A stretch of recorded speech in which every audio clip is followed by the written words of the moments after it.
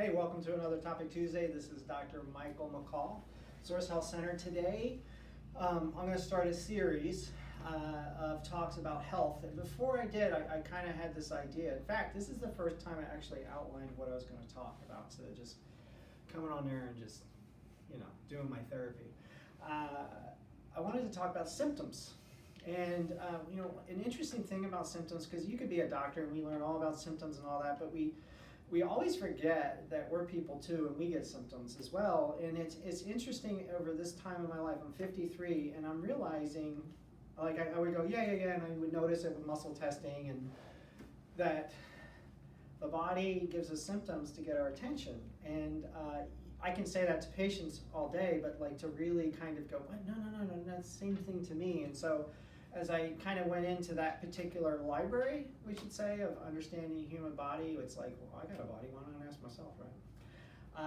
I realized the symptoms are actually things that doesn't mean the body's broken, but it means the body's like, hey, pay attention. And believe me, it'll keep throwing symptoms until finally you just get tired of it to make a change.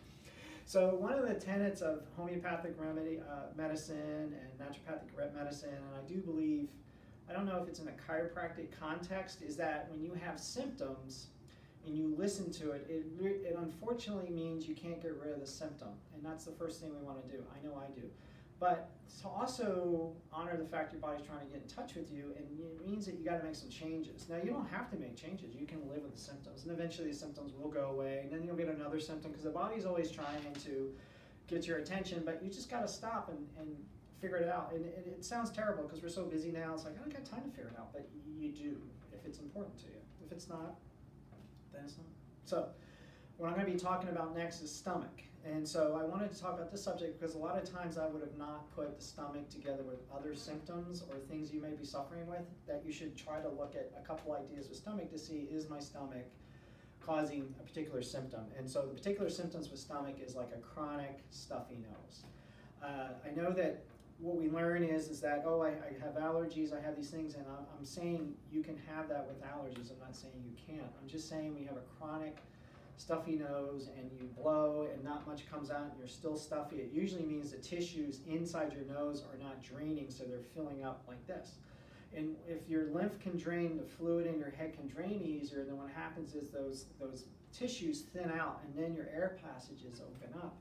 And I have seen that a lot of times that's a symptom not of an infection or an allergy, but from the stomach. What happens is it creates that particular environment, and then it sets it easier for us to get the colds and those types of things. So a lot of times we set ourselves up for that. So if you have a chronic stuffy nose, you blow and it doesn't feel like you get any relief, best place to start is stomach. So what would you do about the stomach? Well, one of the key areas is our stomachs as humans have difficulty digesting starchy materials such as rice, potatoes, crackers, wheat, and noodles with a protein such as like real protein, meaning from Mother Nature. So eggs, meats, any kind of meats. When you mix the two together, it's very difficult.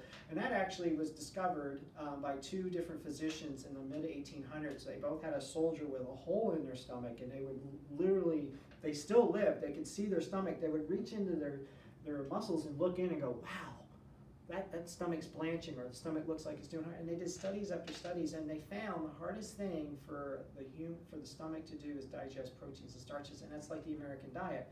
So what I'm telling you is try for 2 weeks, just eat protein with any vegetable other than rice and potato. And if you go over to a friend's house and they have pasta, just have it primavera, don't mix it, and see, does that shift you? It doesn't mean you have to eat that way for the rest of your life, but it's something that you can do. It takes a little bit of consciousness to make that change, is the stomach. It can also lead to chronic allergies, meaning you're more prone to allergies. Is a lot of times the stomach acid, for some reason, if your stomach can put out strong acid, it helps your body not be affected by the environment as much.